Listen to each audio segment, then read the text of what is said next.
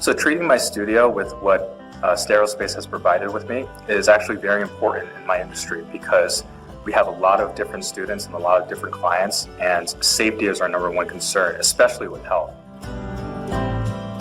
So in martial arts, we deal with a lot of target practice and a lot of different equipment that gets handled by different people every day. And so in order to make sure that it's safe to use, we need to make sure it's sterile. And also, germicides are used to make sure it's not spreading any germs or diseases. And Stereospace definitely provided that reassurance. And also, we saw that they had past history and data about lowering infectious diseases in facilities that they treated. So we were definitely comfortable and confident that it was the right company for us.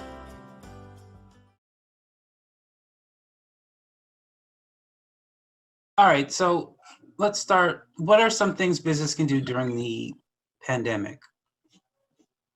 Well, they can follow the professional guidelines put out by the doctors who know what they're talking about, which is to, of course, require masks at all times, okay? Wash your hands or use hand sanitizer quite often because you're constantly touching surfaces that have germs on them. And even if you've got a mask on, you can still touch your eyes or occasionally touch your nose and get germs into you very easily that way. And of course, watch your distance in between people. If anybody's sneezing around you or coughing around you, then you should try and avoid those people or send them home from work if you can. Okay. Name some tips employers and managers can do to deal with employees that are not very cooperative with the, masks and distance and things of that nature. Well, a lot of people seem to take the position they shouldn't be told what to do. The government shouldn't be telling them to wear masks or whatever. It's taking away their freedoms, their religious liberties, whatever. That's all a bunch of garbage, okay? In the workplace, if you're there, you want people to keep you safe and they expect you to keep them safe. So if an employer has an employee that is being difficult about it, okay? If he wants to keep the employee and the employee has the ability to work from home, then that's what they should do if they don't want to wear a mask in the office and if they don't want to follow the appropriate safety guidelines. Either that or terminate them. The health and well-being of your other employees and their families far outweighs the value that any one individual can bring to the organization in 99.9% of the cases. Okay, so I would say that if employees are not willing to follow the suggestions of the medical experts in trying to keep themselves and their fellow coworkers safe, then they got to go. Okay. Sorry, go ahead. No, go ahead. I was going to say, as far as some of the other things that the employers can do is they can keep plenty of hand sanitizer stations around. They can provide their employees, maybe with disinfectant wipes for their desks, things of that nature. Okay. So you mentioned in your on your website, keeping the business biological clean. Is that something employers should research on how to do, or is it more safer to outsource that cleaning? Well, I look at it this way. First of all, I'm the son of a physician. So I look at things a little bit differently than probably you do, unless one of your parents was a doctor. But that being said, you can do a lot of things on your own, okay? You can clean halfway decently. You know how to spray disinfectant, and that's all well and great. But it's not what you do. And the answer is not necessarily a cleaning company either. You want to outsource to someone who is experienced and knowledgeable in public infection control, which is not very different, but much more tedious than hospital infection control, okay? And so what they should do is that they should outsource to an expert. I mean, look, if they were going to, renovate the inside of their offices, they wouldn't tell the sales team to bring their hammers in on Saturday. They'd hire a contractor, or if it was leased space, the landlord would hire a contractor, okay? If they wanted to redo anything else or build an addition, same thing. You hire the expert to do it. And the thing is, so many of us have not learned really anything about how to keep germs at bay in today's situation. For over 100 years, we were taught clean with a good cleaner and spray some disinfectant and you're pretty good, okay?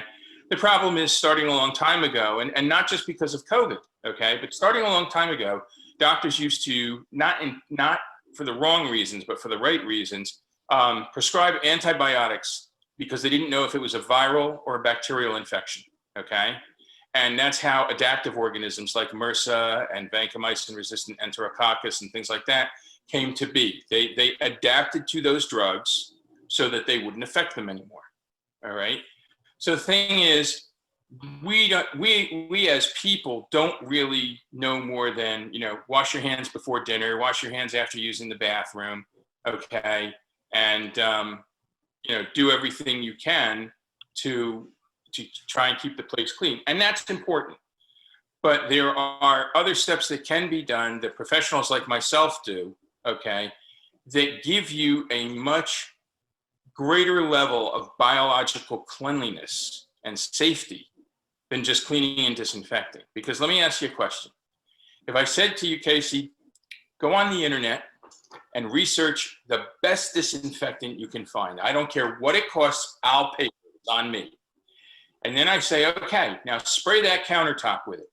How long is it going to keep killing germs? An hour, a day, a week, or a month? The best one in the world. What would your guess be? An hour? No. No, okay. When a disinfectant dries, it's gone. And most people don't even use disinfectants properly, which is really a big problem. They take a can of whatever, you know, Lysol or any other commercial brand, and they mist the surface. They see a little mist on the surface. They think they did their job. The problem is if you look at any brand of disinfectant, especially liquid-based, okay, somewhere on the label, third or fourth paragraph, it'll probably say, surface must remain visibly wet for X number of minutes. So now the question is, what is the definition of visibly wet? Not where you misted it and it evaporates in 10 seconds. You have to flood the surface, almost make it look like you knocked over. But it's got to look visibly wet, like you spilled water or something.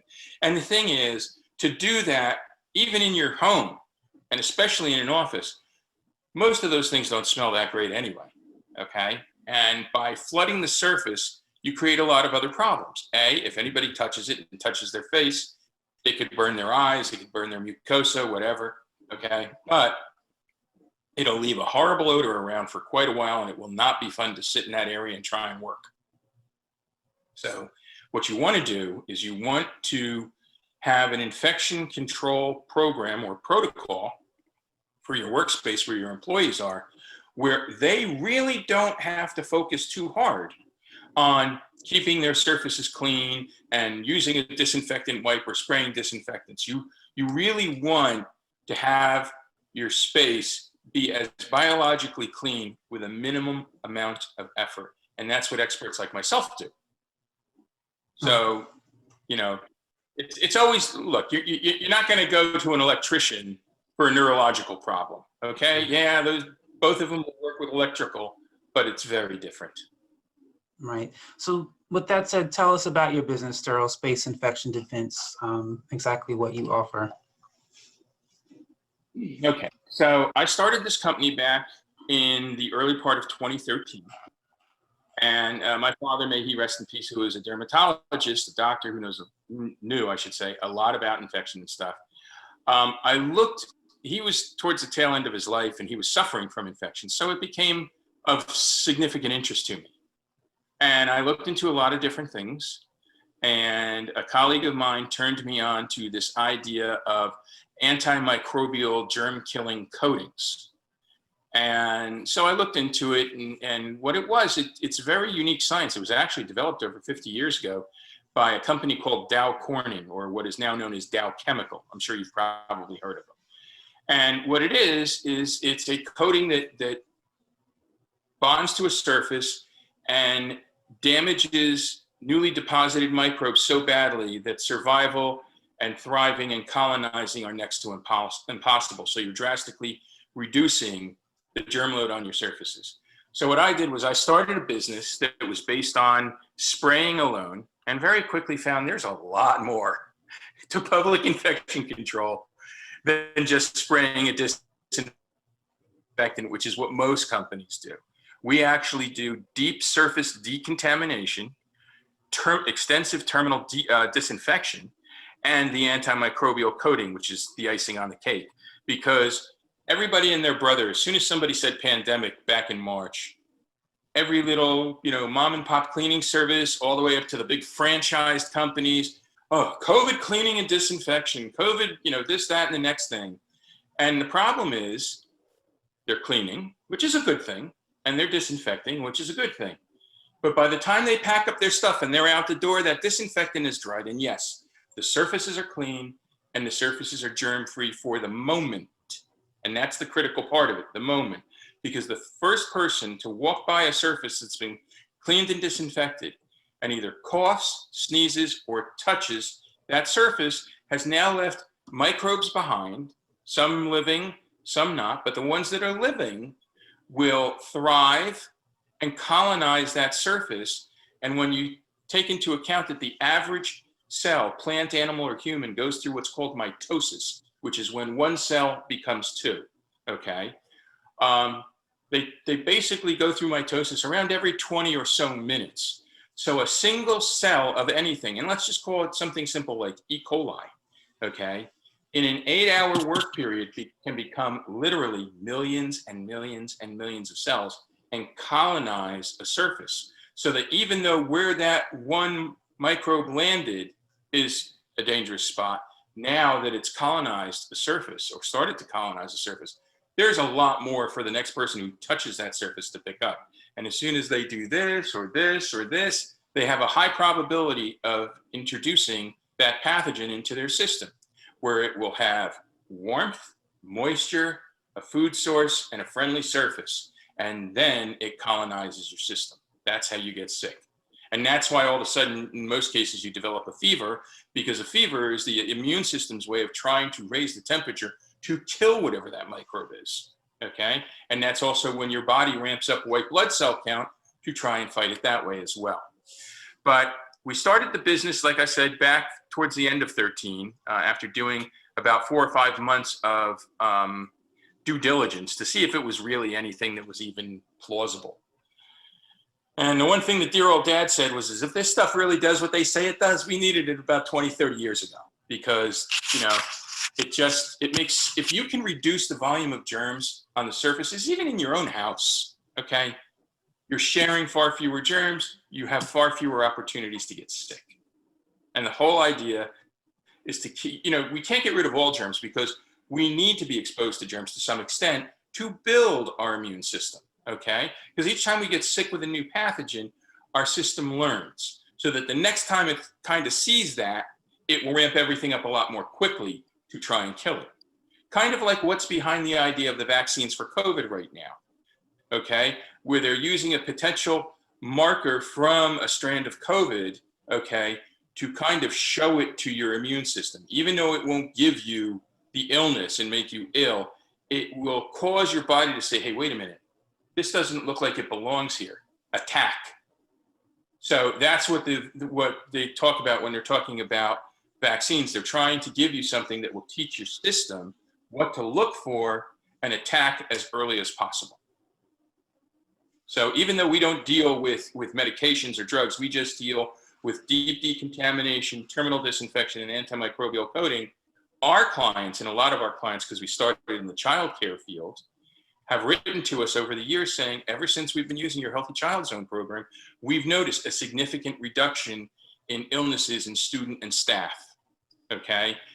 Some of my clients have quoted percentages of 50 to 70% reduction in illnesses. And if you think of how often kids get sick at childcare, that's a big accomplishment. So, and by using the same exact process, we can provide the same level of biological cleanliness to any facility. And we don't work with hospitals, so that's why we call it public infection control. Okay, awesome. All right. So just some questions, somewhat off the topic, some entrepreneurial questions. What challenges or fears did you face when you first started your business? When I first started this business or any business in general? When you first started, were you raised in entrepreneurship? Did you start out already with the mind of an entrepreneur, or were you more, Well, you had to learn it? I would say, yeah, you're probably right with that because I think it was when I was 15, I was riding around on my bicycle to pharmacies to pick up black and white film to process and print and try and get some of Kodak's money in my pocket. So yeah, I've been doing a lot of my own work ever since I was very young. I've been in the printing industry, I've been in advertising, I've been in the disaster restoration industry. So I've worked for other people far less than I've worked for myself because, you know, some people say when you're working for somebody else, you're making them rich. Well, that may be true, but only if you have knowledge from reading or going to school or whatever about business, you know, should you try and get into running your own business. There are a lot of things that people don't realize all of a sudden, oh my God, I got to do this, I got to do that, I didn't realize, you know, they think it's just go do, get paid and put it in your pocket. And if you do that long enough, the nice people at Internal Revenue will come over and say, by the way, some of that belongs to us, including interest, penalties, and taxes. Yeah. So, you know, if you're going to be an entrepreneur or if you have an entrepreneurial spirit, either read some good publications first or attend a few, you know, good virtual entrepreneurial conferences. But just remember, pay yourself first, okay? Because if you're busy doing things, and you got to make sure you're making enough money to pay yourself first and then be able to pay all the bills, okay? Because believe it or not, very quickly there will be a multitude of different bills, all right? So basically read and get as much education on it as you can. And there are lots of good resources out there. Okay. You basically answered my next question, so I'm going to go to the last one. Do you have any sound advice to the employer who can't seem to stop panicking during this time? A bottle of tequila and a straw? I'm only kidding. Although there are days that I feel like that too. But, you know, different businesses and their owners are going to face similar but different challenges depending on the type of business they are. An example, if you own a restaurant, most restaurateurs I know are like at their wits' end. A good friend of mine owns a restaurant across the street from where I live, and it's in a hotel. And because the hotel's business is down, because you're not allowed to have parties of X size or above and all that, and people's fears in general. I mean, a lot of people are still afraid to go out and go interact with people. But, you know, if you're a restaurateur, you're wondering, okay, how soon is the next customer coming through the door? Now, for him, I went in and did a process in his place of business to try and help him called the Healthy Dining Zone program, where we go in and we do what we do, and we give them all the marketing materials they need, all right? And I tell them, keep, you know, pumping it out there. It's the healthiest place in town to eat, okay? It's the safest place in town to eat because it's a healthy dining zone facility. You know, if you're in office, a lot of offices, people can still work remotely, which I think is really going to kill commercial real estate, but that's a whole different story. And for those people, they've been charging too much from the beginning. But, you know, if you have something like a gym, I know several gyms being nervous about clients not coming in because of the pandemic. They've started either like Zoom training, okay, or going to their home as one person with proper protective equipment on and training them at their homes because they don't want to come out of their homes. But it really depends on the business. And unfortunately, a certain number of industries and the volume of businesses in those industries are probably going to be forced out only because of the pandemic and how, unfortunately, we didn't get the proper type of guidance from the very beginning. And I don't want to get into political issues, but unfortunately, that's what it becomes. And so what I would say to small business owners is try to think outside the box, okay? I mean, I don't think, like, landscapers are not going to have a lot of loss of business. Okay. They're outside. They don't come into your home. You don't have to go into their business to use them. Okay. But I think, well, an example, Apple Computer. I mean, I live in North Jersey, and I go normally to the Willowbrook Mall Apple store, and that store has been open and closed several times just to keep exposure to their employees down. But, you know, I think the brick and mortar places are going to suffer the most, ones that you have to go into. So like food establishments, things like maybe jewelry stores and stuff. Because, you know, I mean, what you can always do, if it's a product-based store and not a food-based business, okay, where you would go and eat, you can at least reach out to your customers and say, hey, okay, I know we're in a bad way now, and with this pandemic, you don't want to wander out, you don't want to be around other people, totally understandable. But what we'd like to do is, if you want to come in and go shopping for, you know, presents for the holidays for your loved ones at our store, call us and make an appointment. You will be the only one in the store. All the proper protective measures have been taken, and you can do your holiday shopping for the items that you want from us in absolute safe environment. That's the kinds of things. I mean, granted, restaurants have been placing tables 6 to 10 feet apart. They have hand sanitizer on every table. But the thing is that, you know, you still, I mean, I went to a diner the other day, and it was every other booth was open, and the booths that were open had very high plastic shields. But then again, if the governor decides no more indoor dining for the next 2 months, that's not really going to help them much. You know, I mean, granted, takeout has gone through the ceiling, okay, or food delivery has gone through the ceiling. I'm sure Uber Eats and DoorDash, and I forget what the other one is, but they're probably driving all over Hell's Half Acre like there's no tomorrow delivering food. But it's going to be difficult for a while, unfortunately. And as the doctors on television have been saying, the medical experts that we should have been listening to all along have been saying, the holidays are going to be a real zinger for us, because a lot of people traveled that really should not have. But I understand it. You don't know if you're ever going to see that family member again. And believe me, I know how they feel. But there's probably going to be another big spike, if not between Christmas and New Year's, probably in the beginning of January. And it's kind of scary if you watch the news, because they're talking about next to no ICU beds going to be left, and building emergency field hospitals in parks and stuff like that, or in convention centers. I mean, the sad thing is about this whole thing is that, like I said earlier, it was politicized, and that never should have happened, because this is a public health issue. And I think, or at least I hope, those people who are taking this seriously will realize that it is a serious situation. They should listen to the experts. And although it could hurt financially for quite a while, it's pretty much better than having lifelong disabilities from this disease or being killed by it. I'm Irwin Stromeyer from Sterile Space Infection Defense.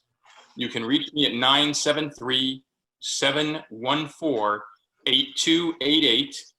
24 hours a day, 7 days a week. Yes, I still do sleep sometimes. And you can go to our website at www.sterilespace.com. And there's lots of good information there.